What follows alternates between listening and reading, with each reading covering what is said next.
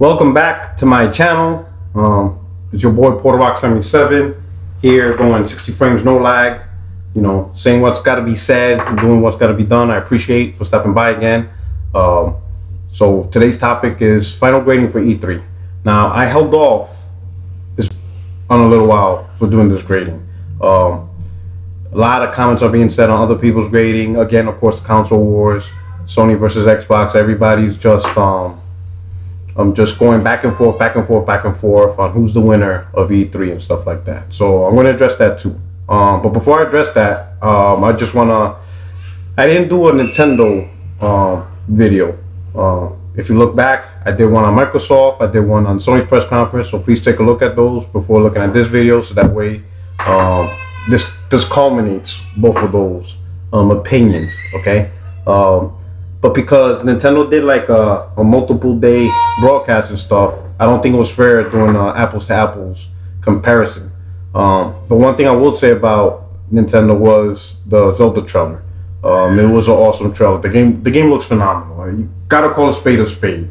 I'm not gonna be. I don't fanboy. I don't seriously fanboy over anything. If something looks good, it looks good, and that's just how it is. Doesn't matter what product or where it comes from. And the game looks beautiful. The gameplay looks outstanding. It looks huge. There's a lot of different gameplay elements. It looks like a very good Zelda game.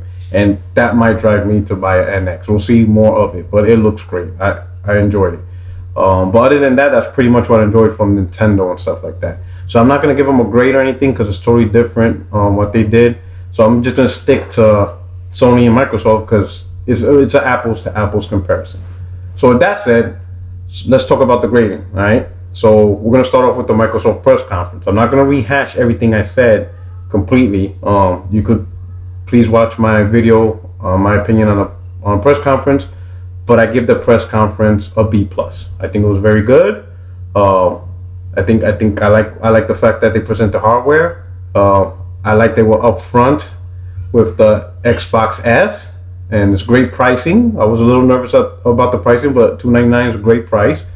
Slimmer, smaller, sleeker, with blue 4K Blu-ray player, so very good. I like the fact that they announced Scorpio, so that way everybody knows it's no longer a rumor, stuff like that. And I like some of the games they put out there, so it was pretty good. Definitely love the Scalebound demonstration. That's my go-to game. That's my killer app. That's the system app for me. It's Scalebound. So I'm not getting an Xbox this year because I'm gonna wait to see when they release Scalebound, because they might do a bundle, So if they have like a special Scalebound bundle, maybe a customized, like an Xbox S, but specifically with Scalebound design, I think that would be pretty cool. So I'll probably get that. So we'll see. So that's why I'm a wait and see approach. But definitely that's my go-to game.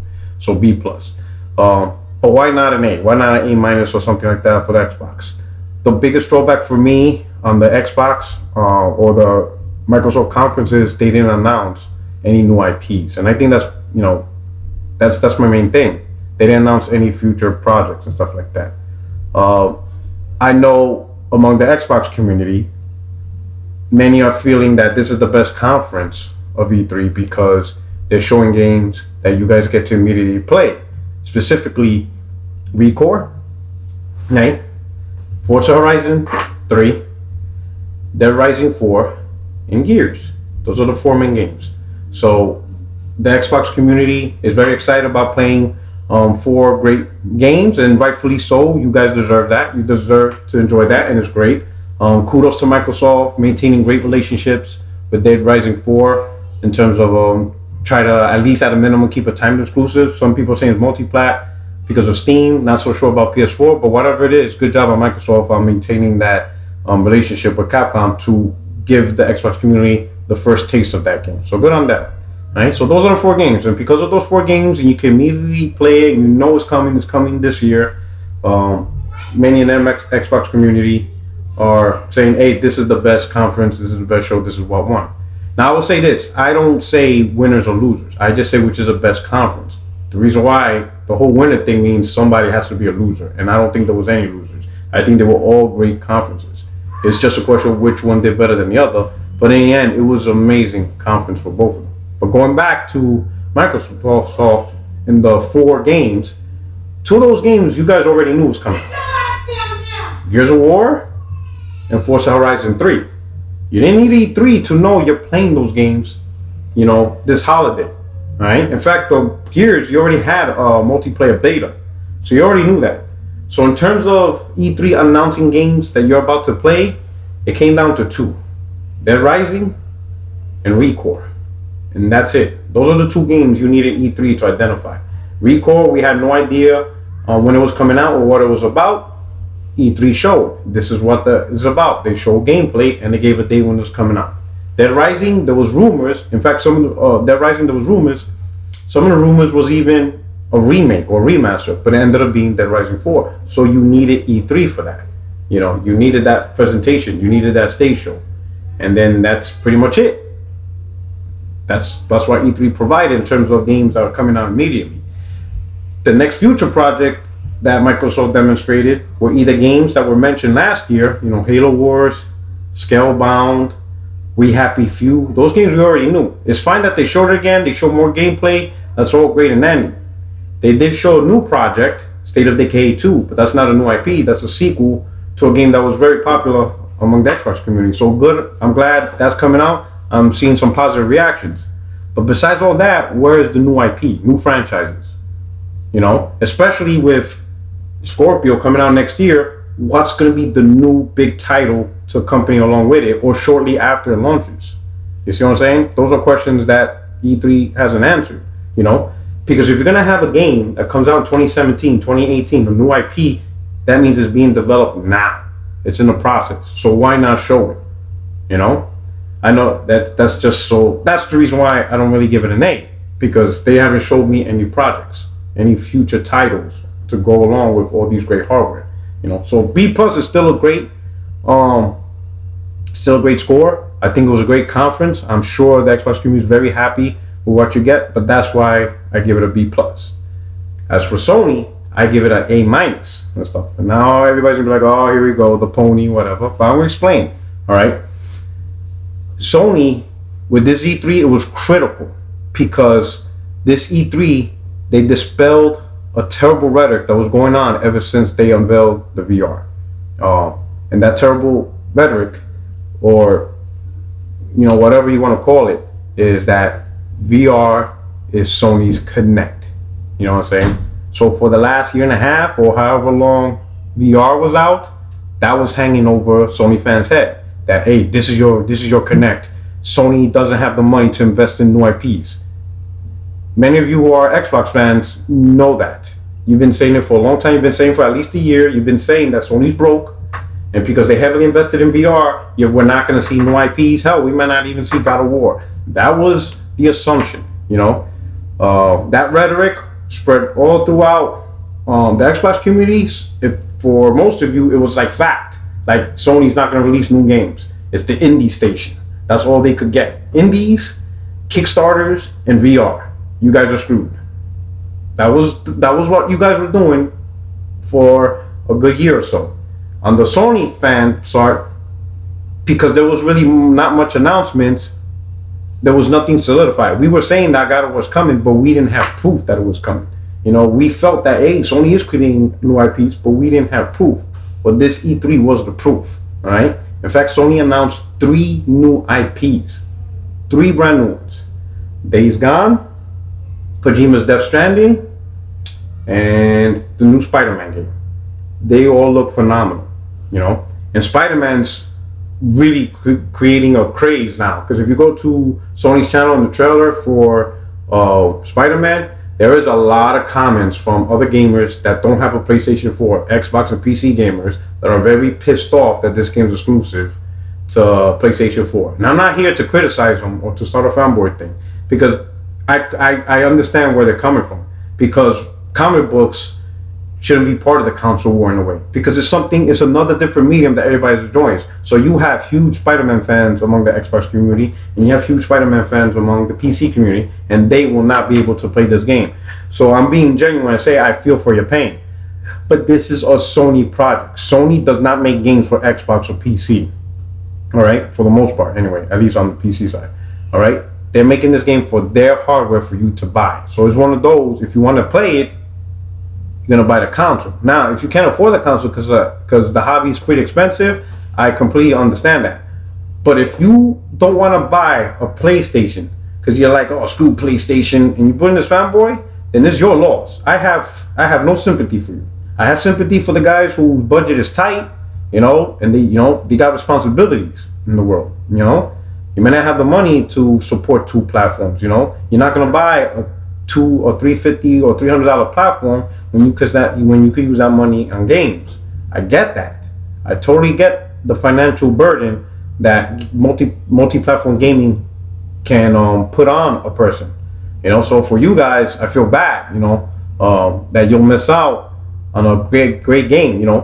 And the reason why I'm so genuine, because in that comment somebody mentioned, imagine if Batman, Arkham Asylum, Arkham Knight series was exclusive to a platform and you couldn't afford it. How would you feel? And I was like, holy shit. So imagine if I was in that position where I had a PlayStation, but the Batman Arkham Knight series was exclusive to Xbox, and I didn't really have the money to buy an Xbox. And I'm a big Batman fan. I'm a Batman fanboy. So I would be like, yo, that's true. That's real talk. That's some real shit right there. That's some true shit, So I am genuinely, I feel for you. I genuinely sympathize for those that won't be able to play Spider-Man because, financial reasons, stuff like that. And I'm not here to, make fun of people who are less fortunate, stuff like that. Or even if you do have money, but you're very responsible with what you spend, you're not, same thing, So I understand that. But for the ones that can afford a console, but you're just doing it because you have this fanboy, you take it to the extreme level, and that's on you. I have no sympathy for you. Deal with it. You don't get to play it. Too bad, so sad. Whatever. That's your issue, But that's about it. But anyway, back to the IPs. That's 3 IPs. And, Sony gave Kojima a blank check with Death Stranding. He got a Hollywood actor, motion caption. This is a big production. You understand? And then also Days Gone, which was a nice surprise, a nice zombie game. So I'm looking forward to that too. So that's three, all right? Brand new IPs, So this whole VR got Sony broke. That ends today. Well, that ended that day when Sony had the conference. That rhetoric is over. VR is not our Connect. It never has, never will be. I kind of wish I had a channel a year ago, or I started my channel 2 years ago, because I would have put that to bed back then, because Sony knows how to create products without affecting other parts of their PlayStation industry. Because remember, this is not the first time Sony released a peripheral. They had iToy 2, the Sony Move controllers and all that stuff. They had that 3D TV specifically for PlayStation. So Sony knows how to release peripherals in other ways to a game without impacting how they develop game development or impacting the money needed for game development. So I knew VR wasn't gonna impact Sony when it comes to producing games. I always said that Sony's just slow to the punch. It takes them about 3 years to really get the ball rolling and stuff like that every year, and that's because they invest and they support their platforms to the very end. And because they support the platform to the very end, they get a late start on the next platform they're pushing out. That's just how it is. But at least with this E3, everybody can see that. We got 3 new IPs coming, and then there's a 4th project with God of War. Right? So 4 major projects, 3 of them are brand new IPs. All right, so that's pretty important. So now many are asking, but what about the games that are announced, the immediate future? Well, you got to look at the big picture of what Sony's done already. Okay, number one, Sony has already provided games for us this year more than Xbox. Got to call a spade a spade. We already have 4 AAA titles. We have Major League Baseball, Uncharted, Ratchet and Clank, and then with the support of Capcom, Street Fighter. So that's already 4 right out the box. Now, I'm not here to force saying that these are games you should like. If you're a PC gamer or you're an Xbox gamer and you don't like those games, that's fine. That's your opinion. You don't have to enjoy PlayStation games. But you have to look at it as, what are the PlayStation gamers getting on their console? And they already got 4 titles already, as compared to, let's say, the Xbox, where you only have 1 major title over the last 6 months, which is Quantum Break, and that's pretty much it. And then over the summer, you probably don't have an actual release. I think you're just gonna go with preview program with like We Happy Few and maybe a beta or something like that. But your next releases aren't until those big 4 titles. All right. Now, as far as future this year, we're getting No Man's Sky. It wasn't at E3 because we already know we're getting that. That was already at the last E3, and we saw more than enough content to know what's coming. right? And we didn't see Gran Turismo Sport because, again, it's already known. Sony already showed it. It showed it like a couple of weeks ago. They already showed video. Supposedly they're going to release a beta. So we're going to get more than enough. We don't need E3 for that. We already know, okay? So what we did need E3 for was The Last Guardian, which was the release date. We never had a release date. Some people assumed it was never coming out. We finally got a release date. So the games coming up is No Man's Sky, The Last Guardian, and Gran Turismo Sport. Now again, I'm not here trying to say these are games that's going to appeal to you. I'm just saying this is the content PlayStation gamers have access to, all right? Oh, and also another game that PlayStation's getting is Detroit, but anyway. So that's the big picture on why I give Sony an A-, because the E3 is all part of the big picture with Sony of what games we already got, We already have games announced, so you didn't need the show for that. They added a game, The Last Guardian, so we're getting 3 titles. So overall, we got 7 games this year. Now, think about this. Out of those 7 games this year, The Last Guardian is a Sony title, first party title. Gran Turismo Sport, another Sony title, all right? Uncharted this year was a Sony title. Ratchet and Clank, a Sony title, right? And then finally, MLB. That's 5 first-party titles this year alone. Again, dispelling the whole Sony's broke. Dispelling the whole they put all their money in VR. Dispelling the whole indie station. So this is why I give them an A-. They are and always have been focused on games. They always have. That's why I rock with PlayStation. Every single PlayStation console has been about games. It has been a good console. We could argue which has been the best console of the generation. Some people will argue, no, N64 is better than PlayStation 1, or GameCube is better than PlayStation 2, or Xbox is better than PlayStation 2. I will admit 360 was the console of the gen for that generation versus PS3. Another video on that one. Like I said, I keep it real. I'm a PlayStation dude, but I keep it real. Even though PlayStation 3 is my preferred console, I call a spade, all right? But no matter what everybody can argue about, or what was the best console of that generation, everybody has to admit that Sony creates good console consistently, because they've always been about games. There's always been about games. Always have, all right?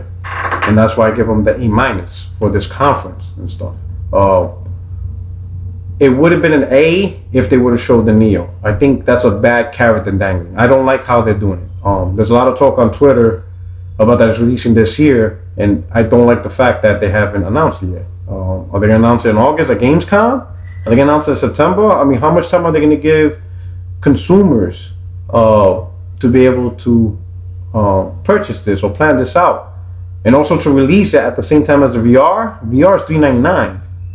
Are we looking at $399 Neo? All right. The only way this makes sense to me, all right, and this is just me talking, all right. I'm not trying to provide information or say that I got an insider, but the only way this makes sense to me is if the Neo, despite being an upgraded PS4 with hardware and possibly being able to do 4K, the only way this makes sense to me is if the Neo is their version of the Slim. It's their remodel, only with more powerful components, and they release it for $299, and then they discontinue the PlayStation 4.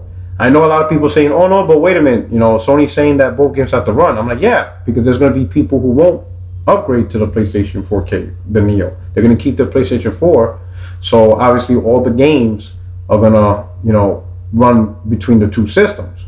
But if Sony discontinues the PlayStation 4 and replaces it with the Neo and sells at $299 because it's smaller, cheaper, but it has much better hardware and possibly do upscale 4K or whatever it is, then okay, then that makes sense. I get that, But if Neo is this high premium console that's like $499, $399, right?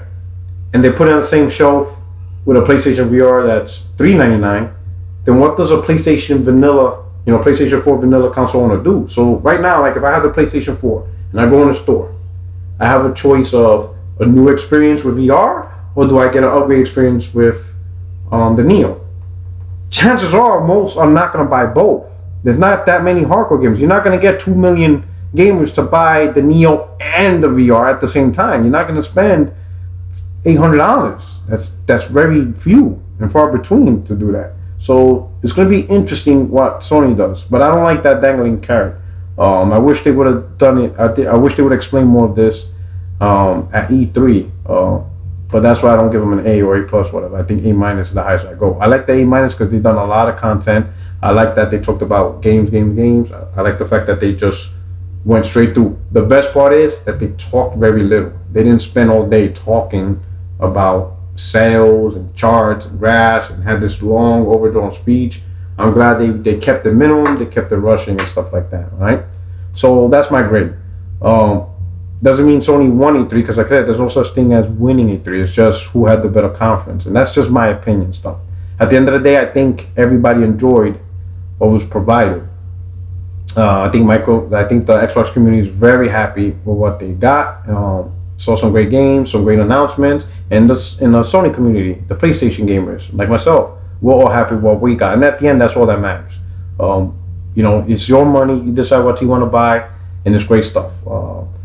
And so I think that's it. Do I have anything else to address? Man, I could have sworn I had something else to talk about.